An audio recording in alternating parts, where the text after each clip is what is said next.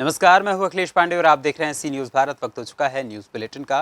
खबरों के इस बुलेटिन की हम शुरुआत करेंगे फिरोजाबाद की खबर से, जहां वैश्य कृष्ण चंद जी अग्रवाल चैरिटेबल ट्रस्ट द्वारा अंताक्षरी प्रतियोगिता का किया गया आयोजन।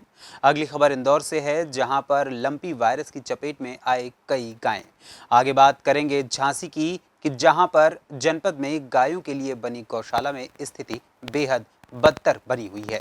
ऐसी तमाम खबरों पर आई विस्तार से करते हैं चर्चा। फिरोजाबाद के जिले शिकोहाबाद नगर के रामलीला मैदान के सामने पूजा साबुन फैक्ट्री परिसर में भारत विकास परिषद और वैश्य रत्न कृष्ण चंद्र अग्रवाल चैरिटेबल ट्रस्ट के द्वारा कृष्ण चंद्र अग्रवाल की 12वीं स्मृति पर जनपदीय अंताक्षरी प्रतियोगिता में रामचरितमानस की चौपाइयां गूंजती रहीं। प्रतियोगिता में अनेक छात्र छात्राओं ने अपनी प्रतिभा का प्रदर्शन किया। कार्यक्रम के मुख्य अतिथि डॉक्टर केशव दत्त गुप्ता थे। कार्यक्रम की अध्यक्षता गौरा देवी अग्रवाल ने की।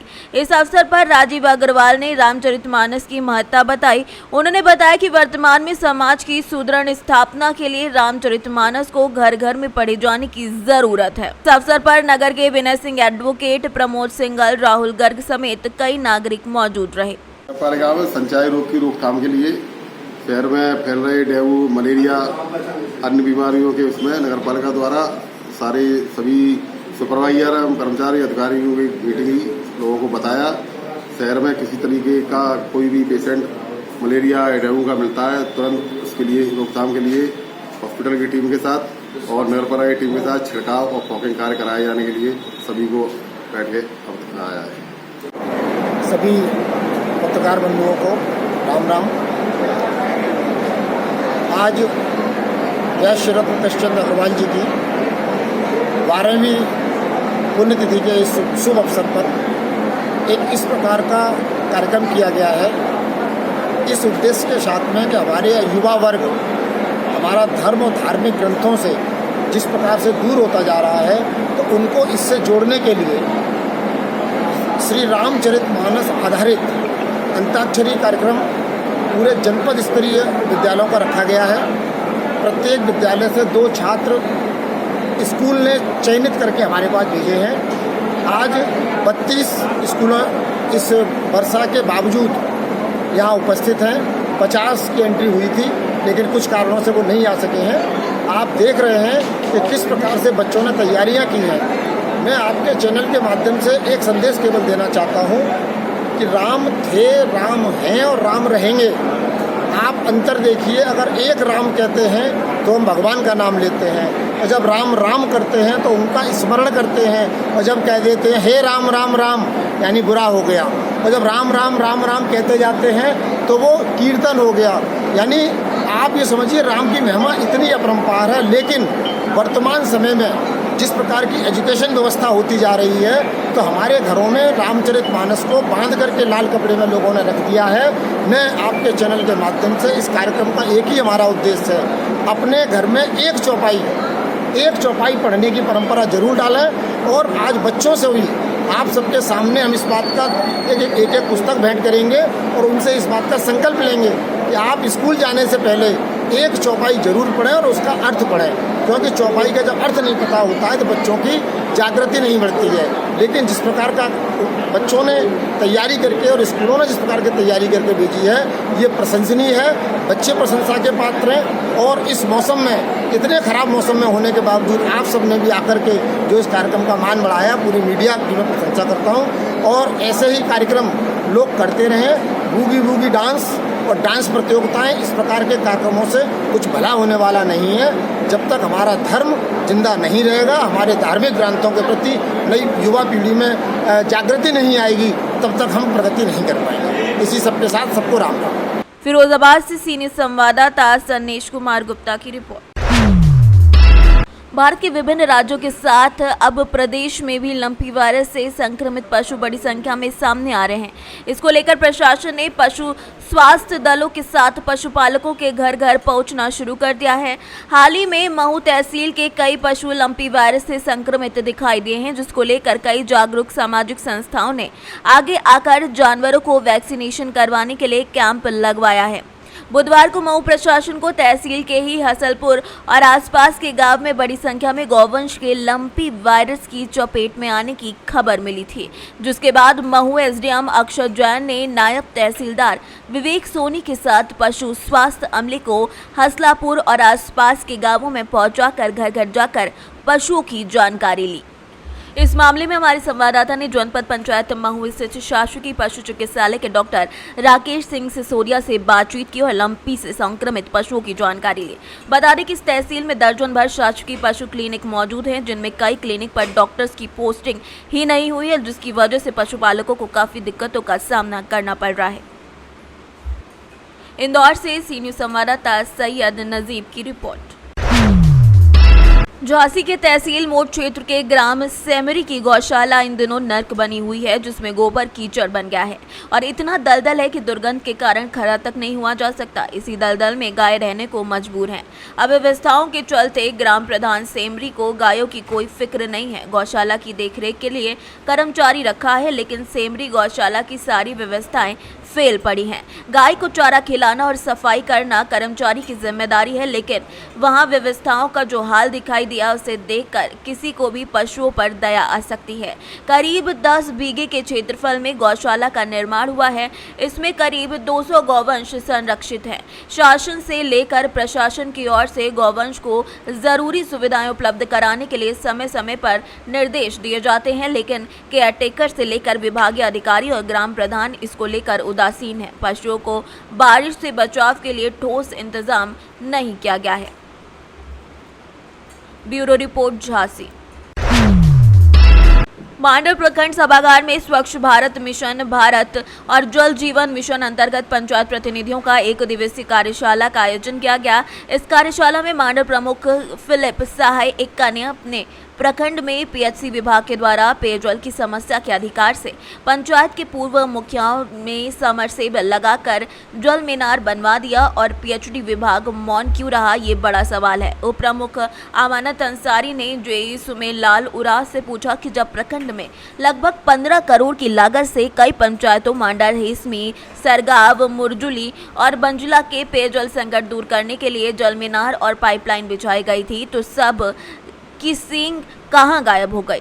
आप विभाग के लोग आज स्वच्छ भारत मिशन का आयोजन कर तालाब को और नदी में पानी को जांच करने के लिए लोगों और अन्य जनप्रतिनिधियों को किट वितरण कर जनता के पैसों का बंदरबाट कर रहे हैं। ये लूट अब मांडर प्रखंड में बंद करनी होगी।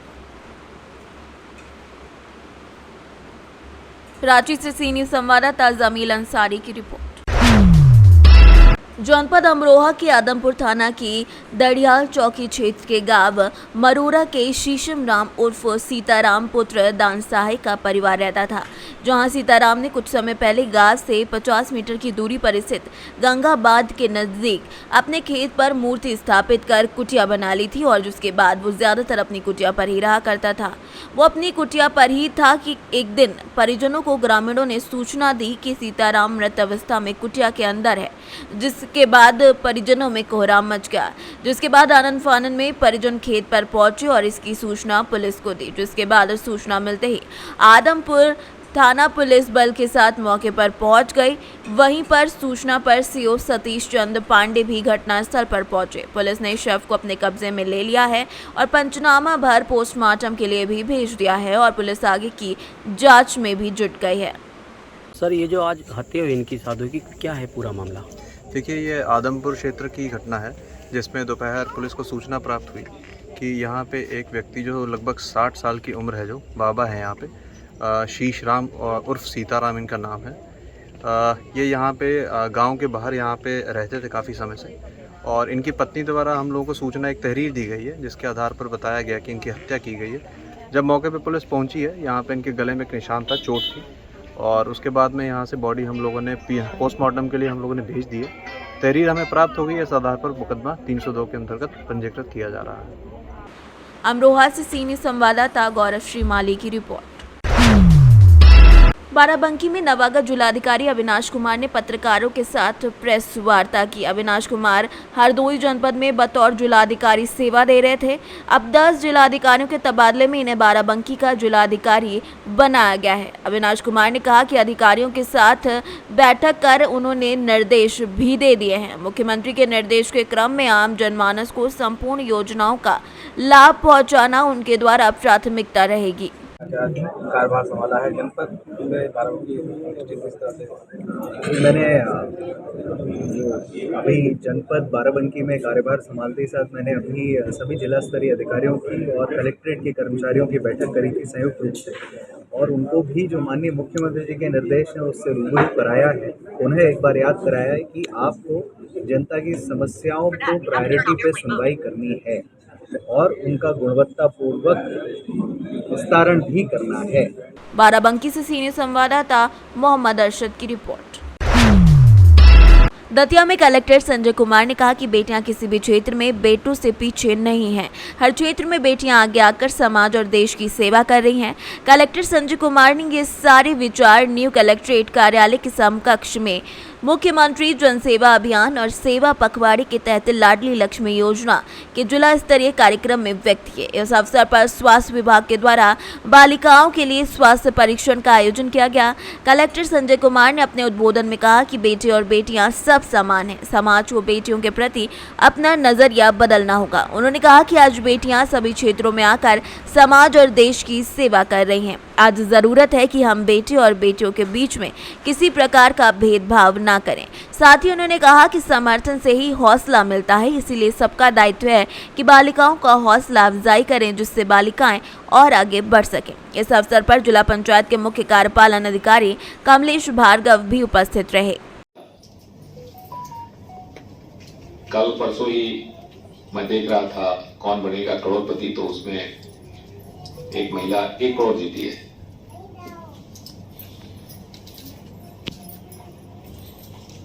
कुछ कोल्हापुर की रहने वाली है, तो उसमें उनके पिता भी आए हुए थे।